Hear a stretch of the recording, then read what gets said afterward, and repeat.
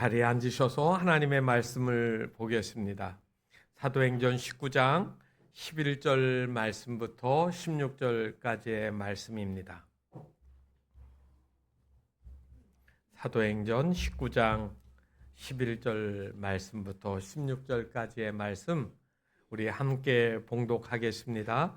하나님이 바울의 손으로 놀라운 능력을 행하게 하시니 심지어 사람들이 바울의 몸에서 손수건이나 앞치마를 가져다가 병든 사람에게 얹으면 그 병이 떠나고 악기도 나가더라.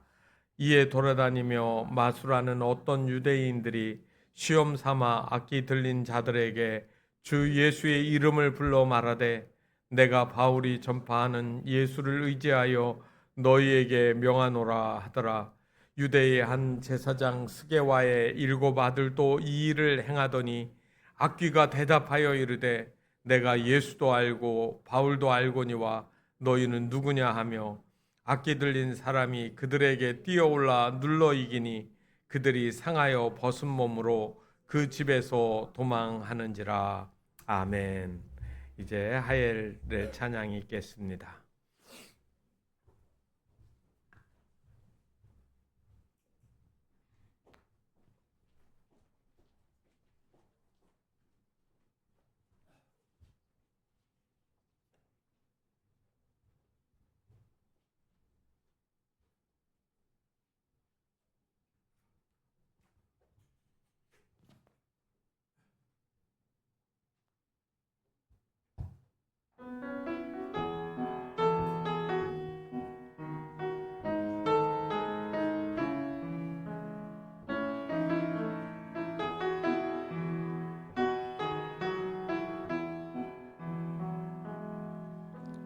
나를 버리고 그의 길을 가는 것 세상 그 무엇보다 어려움 내려놓음 내 안에 예수 그분만 생각할 때 하늘의 그 손이 일하시네. 그분의 마음, 그분의 시선, 그분의 원하심을 내 맘에 두는 것 십자가 그 길 그곳에 나설 때에 주님 나를 통해 일하시네. 그 사랑 나를 살리신 그 사랑 하늘의 모든 영광 다 내려놓으신 내 삶도 그렇게 내려놓습니다. 주님 기뻐하시는 그 길 가렵니다.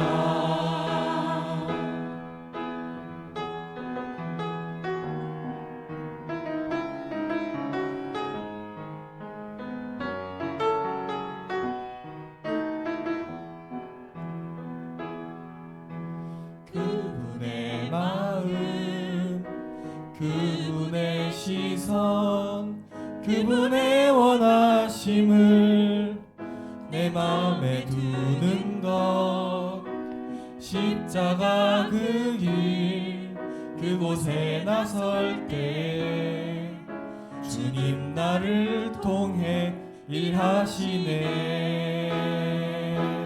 그 사랑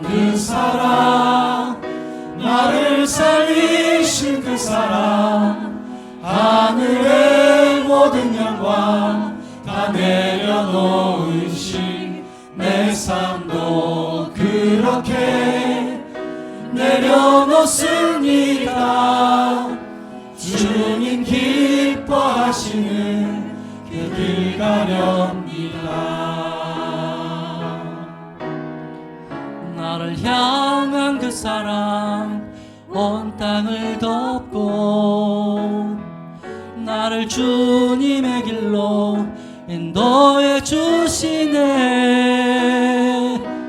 그 사랑 사랑, 나를 살리신 그 사랑, 하늘의 모든 영광 다 내려놓으신 내 삶도 그렇게 내려놓습니다. 주님 기뻐하시는 그 길 가렵니다. 주님 기뻐하시는 그 길 가렵니다.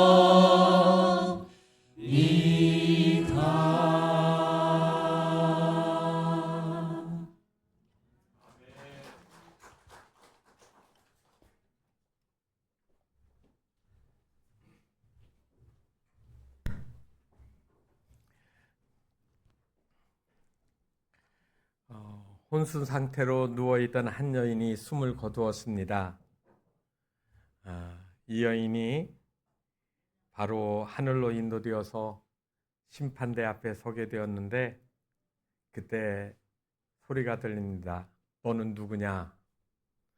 이 말을 듣고 이 여인이 대답합니다. 저는 누구의 아내입니다. 이렇게 물었습니다. 대답했습니다. 그러니까 또 답이 왔습니다. 누구의 아내냐고 묻는 것이 아니라 너는 누구냐고 물었다. 그랬더니 이번에는 아이의 이름을 대면서 네, 저는 아이의 누구누구 아이의 어머니입니다 라고 했습니다. 누구의 어머니냐고 묻지 않았다. 너는 누구냐 물었습니다. 이 여인이 대답합니다. 저는 학교 선생님이었습니다. 너의 직업을 묻는 것이 아니다. 너는 누구냐? 자꾸 이렇게 질문을 하니까 이 여인이 생각을 하다가 대답을 했습니다. 저는 기독교인입니다. 그랬더니 또 이렇게 말합니다. 너의 종교를 물은 것이 아니다. 너는 누구냐? 그래서 다시 자세히 설명을 했습니다. 저는 매주일마다 교회에 나가고 그리고 가난하고 어려운 사람들을 많이 돕는 선한 일을 많이 했습니다. 그랬더니 또 이야기가 들립니다. 무엇을 했느냐를 묻고 있는 것이 아니라 너는 누구냐? 그러다가 이 여인이 혼수 상태에서 깨어났습니다. 그리고 깨어난 후 자신의 삶과 믿음에 대해서 깊이 고민을 하고 나는 누구인가에 대한 답을 찾고자 새로운 믿음의 길을 출발했다고 합니다. 여러분, 이 이야기는 짧은 이야기인 것 같지만 들으면 좀 답답해지지 않습니까? 나는 열심히 살아. 나는 직장에서 직업인으로, 교회에서 성도로 불리고, 가정에선 부모로 불리고, 또 누구의 자녀라고 불리기도 하고, 이런 것들이 내 정체성이 아니라는 겁니다. 우린 진정으로 누구인가요? 오늘날 많은 사람들이 다른 것에 의해서 자기를 증명하려고 많이 생각을 합니다. 직업이나 명예, 그래서 공부를 많이 하면 박사, 나는 직업에 뭐, 그리고 나는 어떤 재산을 가지고 있는 거, 얼마만한 재산을 보유했는지, 이런 것들이 나를 설명해 주는 것처럼 생각할 때가 많이 있습니다. 그런데 오늘 성경은 우리에게 너는 누구냐라고 하는 질문을 우리에게 던지고 있습니다. 사도행전 19장은 사도 바울이 소아시아에 있는 에베소에 가서 전도할 때 이야기입니다. 사도 바울이 에베소에 들어갔더니 에베소에 아주 큰 신이 있습니다. 아데미 신을 섬기는 겁니다. 얼마나 그 신전이 큰지. 그래서 오늘날 그 에베소에 가면 기둥 하나밖에 없지만 그 신전의 터가 규모가 어마어마하게 큰 것을 볼 수가 있습니다. 한마디로 이 아데미 신이 에베소를 꽉 잡고 있습니다. 뿐만 아니라 많은 신들이 거기에 있었습니다. 바로 거기에서 사도 바울이 2년 3개월 동안 복음을 열심히 증거하게 되었습니다. 그때마다 아픈 사람도 만나게 되고 귀신 들린 사람도 만나게 되어지는데, 그때마다 사도 바울이 기도하고 선포하면서 귀신이 물러가고 악한 병들이 떠나가게 되었습니다. 당연히 우상을 섬기는 사람들이 많다 보니까 마술을 하는 사람, 또 주문을 외워서 어떤 일을 해결하고 알려주는 주술가들, 귀신을 쫓아내는 무당들, 이런 온갖 것들이 그들에게 그 도시에 가득했는데, 어디에서 온 사도 바울이라는 사람이 예수의 이름으로 말하기만 하면 확 병자가 낫고 귀신이 떠나가는 그런 모습들을 보는 거죠. 한마디로 차원이 다르다는 말입니다. 그래서 에베소서 6장 12절에 보면 사도 바울이 에베소 교회에다가 한 말씀 중에 이런 말이 나옵니다. 우리의 씨름은 혈과 육을 상대하는 것이 아니요 통치자들과 권세들과 이 어둠의 세상 주관자들과 하늘에 있는 악한 영들을 상대함이라, 그렇게 했습니다. 악한 영들을 상대하면서 우리는 예수의 이름으로 이 어두운 세상을 변화시키는 그러한 일을 하고 있다라는 말입니다. 그렇지만 믿음이 없는 사람들의 입장에서 보면 어떻게 해서 저렇게 귀신이 나가고 병이 나올 수 있을까 하고 바울이 하는 것을 눈여겨보았습니다.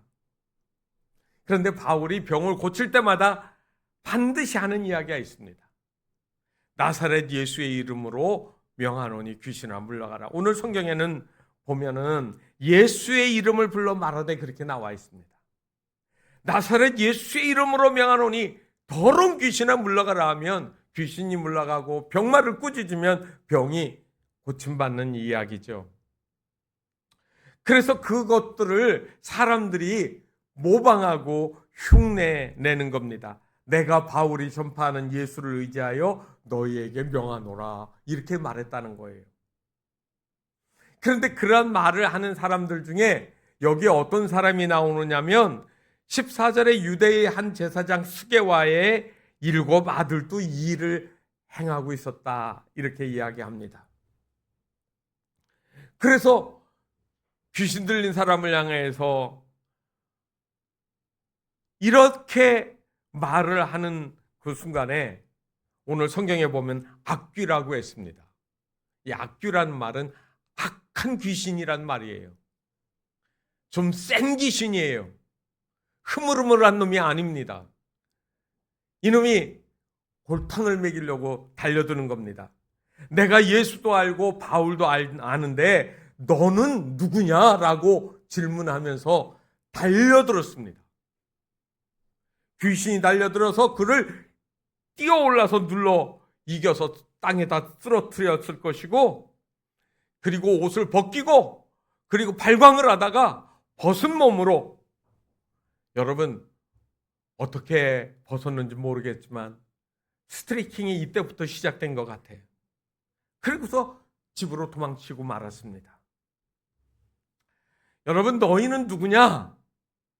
나는 예수도 알고 바울도 아는데 너희는 누구냐? 여러분, 이 말씀에 여러분 어떻게 대처하시겠습니까? 지난주에 제가 설교했던 말씀 제목 생각나시나요?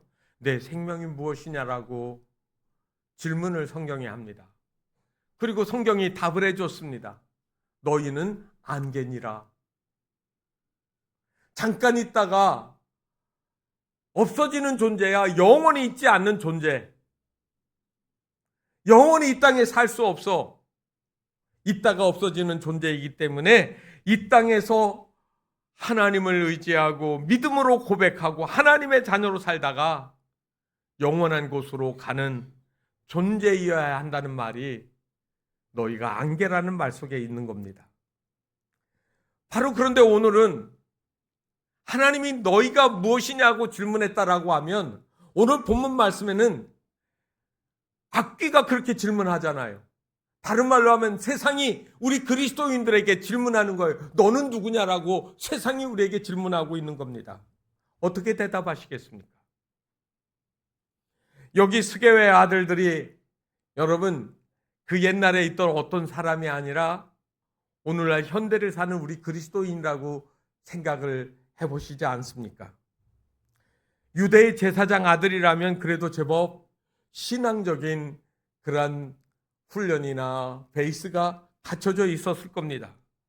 그런데 헬라어 원문에는 이 스게와의 아들, 대제사장의 아들이라는 말을 말 그대로 chief priest라고 써놨으니까 대제사장이라고 그대로 썼습니다. 그런데 이상하지 않습니까? 대제사장은 어디 있어야 되는가요? 예루살렘에 있어야 됩니다. 왜 에베소에 나와 있습니까? 아마 어쩌면 대제사장의 혈통으로 살면서 예루살렘을 떠나 지금 에베소에 살고 있는지도 모르겠습니다만 한마디로 성전을 떠난 이 대제사장의 자녀들은 사입이라는 말이에요. 상식적으로 생각해 보세요. 유대인들의 문헌에는 스게와라고 하는 대제사장의 이름이 전혀 나오지를 않습니다. 한마디로 짝퉁 제사장입니다. 스게와와 그의 7 아들들은 대제사장이라는 신분적인 특권과 권위, 명성을 빙자해서 돈벌이하러 나온 겁니다. 예수님을 만난 체험도 없습니다. 바울이 귀신을 물리치고 병자를 고치는 것을 보고 돈벌이를 위해서 예수의 이름을 사용하는 거지 그가 믿음을 가지고 예수님을 믿거나 고백하지 않았다는 말입니다. 마치 사마리아인 시몬처럼 말이에요. 여러분, 겉으로 보여지는 것은 오늘날 많은 사람들이 나는 그리스도인이다라고 이야기하지만 실상은 내 삶에서 전혀 그리스도와 관계가 없다라고 하면 여러분, 이 대제사장과 그리고 그의 아들들이 겉으로는 성경도 알고 하나님을 아는 것처럼 보이지만 세상에 돈벌이로 나왔고 하나님과는 상관이 없는, 한마디로 뭡니까? 모조품이에요. 영어로는 이미테이션이라고 그래요. 진짜와 가짜는 겉으로 보면 비슷해 보이지만 값어치가 다른 거예요.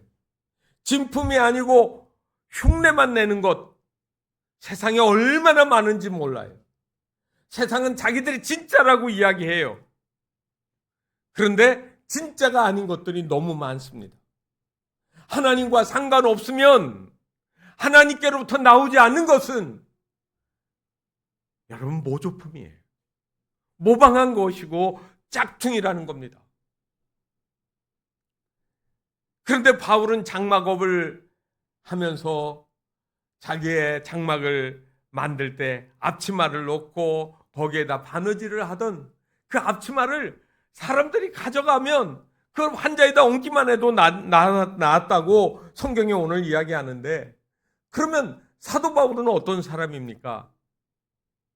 사도 바울은 오늘 우리가 11절 말씀부터 읽었는데 하나님이 바울의 손으로 놀라운 능력을 행하게 하시니, 여러분, 바울은 가운데에 있는 도구일 뿐이에요. 누가 일하고 있어요? 하나님이 일하고 있어요. 왜요? 바울이 하나님의 사람이기 때문에. 형식이 너무 간단한 겁니다. 하나님의 사람을 통해서 하나님이 주도적으로 역사하시는 거예요. 그래서 어떤 땐 그 일이 되기도 하고 안 되기도 할 수 있어요. 아시는 것처럼 사도 바울이 육체에 가시가 있어서 너무 괴로웠습니다. 그런데 하나님께 간절히 기도했는데 하나님이 안 들어주세요. 내 은혜가 내게 족하다 하고 안 들어주세요. 사도 바울이 어떤 사람입니까? 죽은 자를 살리는 하나님의 종이에요. 유두고가 산중 누각에서 말씀을 듣다가 땅에 뚝 떨어져서 죽어버렸는데 그거를 기도해서 살렸어요. 그런데 정작 자기 몸에 있는 육체의 가시는 고치지 못했어요. 여러분, 이게 뭐를 말하는 겁니까? 하나님이 하나님의 목적대로 일하고 계시는 거죠. 오늘날 수많은 그리스도인들이 하나님을 빙자해서 내 야욕과 욕심, 야망을 성취하는 도구로 삼으려고 한단 말이에요. 아닙니다. 잘못됐어요. 하나님 뜻이 나를 통해서 나타나게 하는 것이 그리스도인이에요. 그게 그리스도인의 삶이 되어지는 겁니다. 모습은, 겉모양은 그럴듯해 보이는데 그리스도인이 아닌 가짜 모조품 그리스도인이 너무 많다 보니까 세상이 문제가 한두 가지가 아닙니다. 소돔과 고모라와 같이 범죄하는 타락한 그런 것들을 보면서도 무조건 사랑해야 된대요. 여러분, 하나님은 사람은 사랑하지만 죄는 미워하세요. 죄는 용납하면 하나님과 함께 할 수 없어요. 세상적인 방법들로 하나님의 것을 대신할 수는 없습니다. 오늘날 점치는 그리스도인, 무당 찾아가는 그리스도인들은 스게와의 아들과 다를 바가 없습니다. 오늘날 너무나도 많은 스게와의 아들들이 하나님의 이름을 들어서 모독하고 교회를 회방합니다. 다 짝퉁입니다. 혹시 이 시간에 이 말씀을 읽으면서 내가 짝퉁 그리스도인이 아닌가 한 번쯤은 생각해 보셔야 됩니다. 우리가 사는 시대는 너무나도 아름답게 포장되어진 악령들이 득실득실합니다. 과학이라는 말로, 문화라는 말로, 공존이라는 말로, 사랑이라는 말로, 온갖 좋은 말로 치장을 하고 하나님의 말씀을 공격해 들어오기 시작을 합니다. 그런데 이러한 것들을 지금 우리는 무기력하게 그저 바라보고 있지 않습니까? 그렇게 하지 마세요 라고 어떻게 부탁하는지도 모릅니다. 오늘 여기 13절에 보면 사람들이, 마수라는 어떤 유대인들이 이렇게 나왔는데, 내가 바울이 전파하는 예수를 의지하여 너희에게 명하노라 하더라 그랬습니다. 이 명하노라 말은 명령 같아 보이죠? 그런데 명령하는 말인데 실제는 명령이 아닙니다. 이 명하노라는 이 단어가 헬라어에서는 호르키조라고 되어 있어요. 그런데 이 말을 직역을 하면 부탁하다, 애원하다 이런 뜻입니다. 지금 귀신한테 말하는 거예요. 지금 이 사람에게서 너가 떠나주기를 간절히 내가 부탁한다, 애원한다, 그런 뜻이에요. 내가 부탁하는데 좀 나가줄래? 한마디로 타협하는 거지요. 그런데 여러분, 이거는 이교적인 축기, 엑소시스트, 귀신을 쫓아내는 일일지는 모르지만 성경적이진 않아요. 성경은 그렇게 이야기하지 않습니다. 예수의 이름으로 명령하고 공격해서 쫓아내는 거예요. 성경에 보면 이 예수의 이름에 귀신들이 벌벌 떨면서 떠나갔습니다. 그래서 귀신들이 예수님이 오면 너무나도 두려워한 거죠. 성경에 보게 되어지면 귀신들이 예수님이 누군지를 너무나도 잘 압니다. 누가복음 4장 34절에 보면 나사렛 예수여, 우리가 당신과 무슨 상관이 있나이까? 우리를 멸하러 와 있나이까? 나는 당신이 누군 줄 아오니 하나님의 거룩한 자니이다. 누가요? 이 말이 누가 하는 말이에요? 귀신이요. 귀신은 예수님이 누군지를 얼른 알아봤어요. 그런데 오늘날 그리스도인들이 예수님이 누군지를 알아보지 못하는 거죠. 마가복음 5장에도 보면 군대 귀신이 예수님을 보면서 하는 말이 나옵니다. 지극히 높으신 하나님의 아들 예수여, 나와 당신이 무슨 상관이 있나요? 예수님이 하나님의 아들 예수라고 귀신은 이야기하는 거예요. 그런데 오늘날 수많은 그리스도인들이 예수님이 하나님의 아들이신 것을 몰라요. 하나님의 아들이라는 말은 그에게 무한한 능력과 모르시는 것이 없고 못할 일이 없는 전능하시다라는 이 사실을 우리가 알아야 되는데 말이에요. 그래서 우리가 귀신들도 알고 떠는 이 예수를 그리스도인들이 모른다는 거죠. 그러면 이 말에 대해 우리는 어떤 답을 가지고 있어야 됩니까?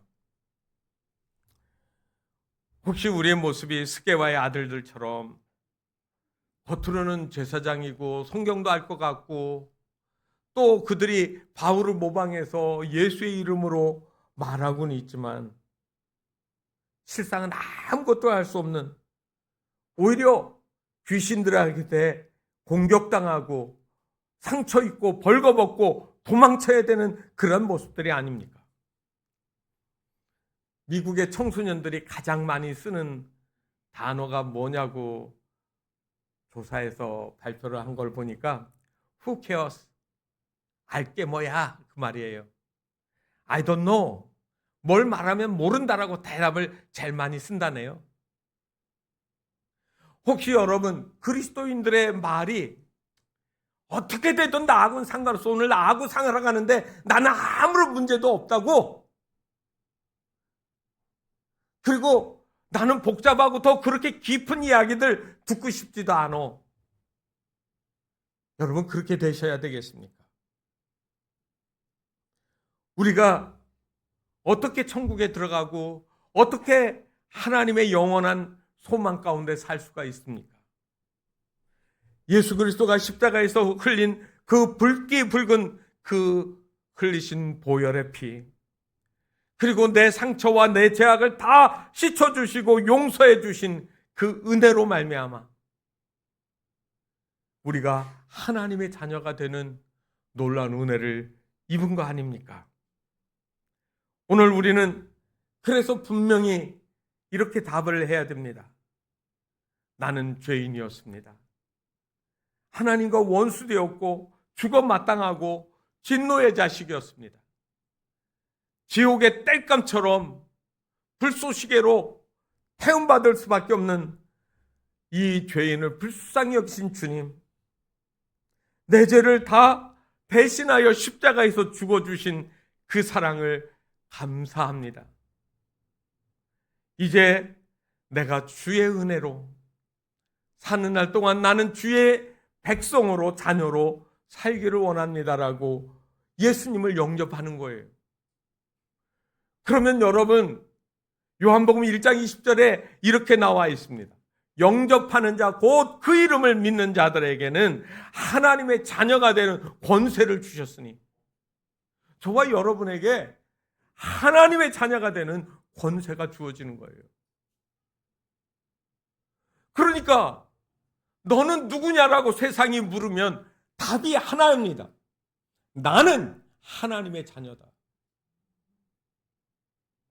세상이 건드릴 수 없는, 세상의 어떤 악조건이라도 나를 멸할 수 없는, 난 하나님의 자녀야. 1995년 발칸 그 아르메니아 지역에 큰 지진이 일어나서 5,500명이 5만 5천 명이 죽었습니다. 그때 한 건물에 어머니와 딸이 건물 속에 묻혔습니다. 그 어머니의 이름은 수산나였고 딸의 이름은 구이안이었습니다. 그 좁은 공간에 갇혀서 움직일 수 없는 그 공간에서 그들은 악전고투하면서 구조를 기다리는데 아무도 오질 않습니다. 날이 어두워지고 바깥 공기는 차가워지는데 어린 딸이 자꾸 무서워합니다. 엄마, 무서워요. 우리 언제 여기서 나갈 수 있어요? 걱정하지 마라. 조금 있으면 구조대가 우리를 찾으러 올 거야. 그렇지만 밤이 되어지고 추워지는데 아무도 찾아오는 사람이 없습니다. 구조의 손길은 닿지 않았고 하루가 지나고 이틀이 지나는데 허기가 지고 마실 물도 없으니까 점점 목이 타기 시작을 합니다. 우는 것조차도 힘이 없어서 울지 못하는 어린 딸이 옆에서 시름시름 이제 의식을 잃어가는 것 같습니다. 그 순간 어머니는 건물이 무너질 때 깨어진 예리한 유리 조각을 가지고 자신의 팔뚝을 그어서 어린 딸을 흔들어가면서 피를 마시게 합니다. 구이하나, 여기 물이 있다. 이 물 마셔. 그러면서 자기의 몸에서 흐르는 피를 어린 딸에게 마시게 합니다. 어둠 속에서 엄마의 팔에서 흐르는 물을 이 딸은 의식이 어려운 속에서 받아 먹으며 회복을 합니다. 시간이 흘러서 구조대가 이 두 모녀가 갇혀 있는 곳을 지나다가 아이의 울음소리를 들었습니다. 그리고 구조대들이 몰려들어서 건물 더미를 헤쳤고 거기에 비교적 건강한 한 어린 아이가 울고 있는 모습을 보았습니다. 그리고 그 아이의 옆에는 모든 물과 피를 다 흘리고 사늘한 시체가 되어진 엄마의 평화스러운 모습으로 누워있는 모습을 보게 됩니다. 사실인 이야기를 우리가 훗날 이야기를 하게 되었는데, 여러분, 성경에 있는 말씀처럼 하나님이 우리를 위해서 자신의 목숨으로 우리를 살리는 이 이야기처럼 들리지 않습니까? 이사야서 49장 14절에서 16절 말씀에 보면 여인이 어찌 그 젖먹는 자식을 잊겠으며 자기 태에서 난 아들을 긍휼히 여기지 않겠느냐, 그렇게 질문을 합니다. 그렇습니다. 어머니는 자식을 잊지 않습니다. 자신의 생명으로 자기의 생명으로 자식을 살리고 싶습니다. 그런데 성경은 이어서 이렇게 얘기합니다. 그들은 혹시 잊을지라도 나는 너를 잊지 아니할 것이라.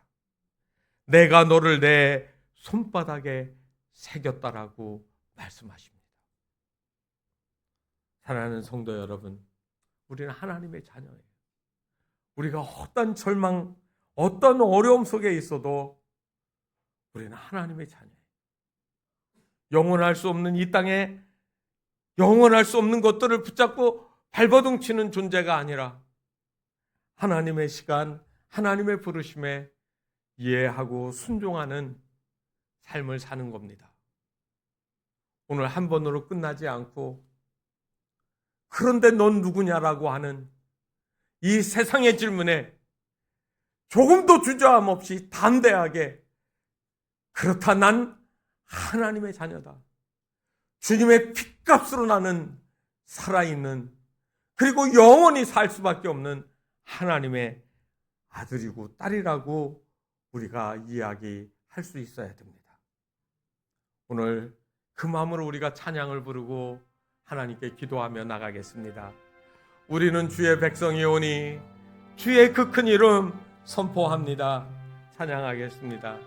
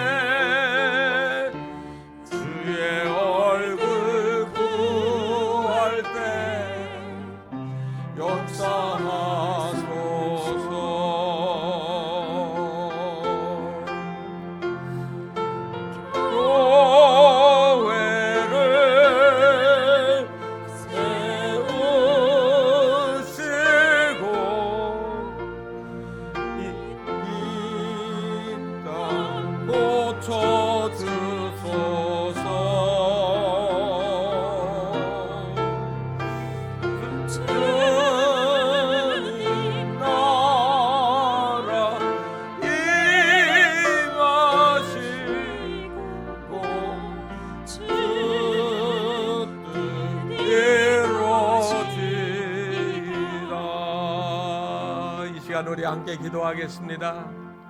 하나님, 우리가 주의 백성입니다. 주의 자녀입니다. 주의 사랑하는 언약의 백성들이 하나님 아버지 세상을 향하여서 담대하게 나갈 수 있도록 은혜를 주십시오. 어떠한 공경, 어떠한 시련, 어떠한 두려움이 닥쳐도 좌절하지 아니하고, 그렇습니다 주님, 저 하나님의 자녀로 여기 있습니다. 사망이나 적신이나 기근이나 칼이나 그 어떤 것도 나를 그리스도의 사랑에서 끊을 수 없음을 저는 믿습니다라고 고백할 수 있기를 바랍니다.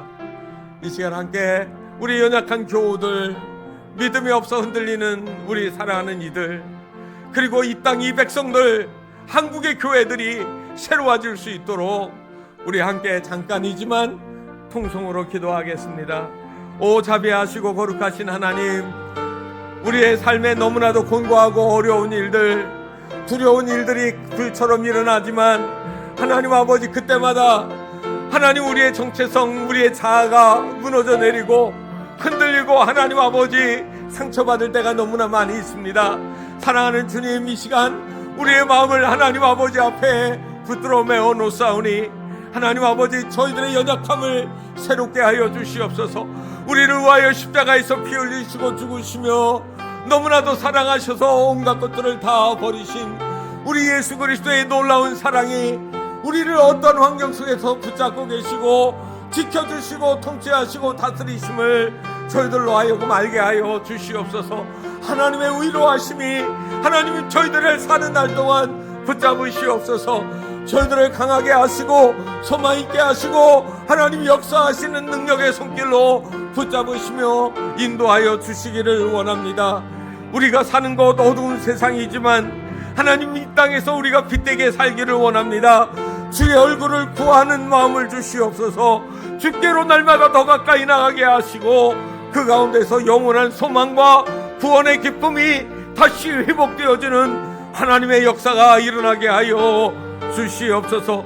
하나님, 교회를 세워주시옵소서. 교회가 하나님 아버지 언약의 백성으로 하나님의 뜻을 따라 살게 하시고 이 땅을 향하여 하나님의 복음을 전파하며 죽어가는 영혼을 살리는 뜨거운 열정이 살아나게 하여 주시옵소서. 그리하여 이 땅에 하나님의 나라, 하나님의 통치가 회복되게 하여 주시옵소서. 예수님의 이름으로 기도하옵나이다. 아멘.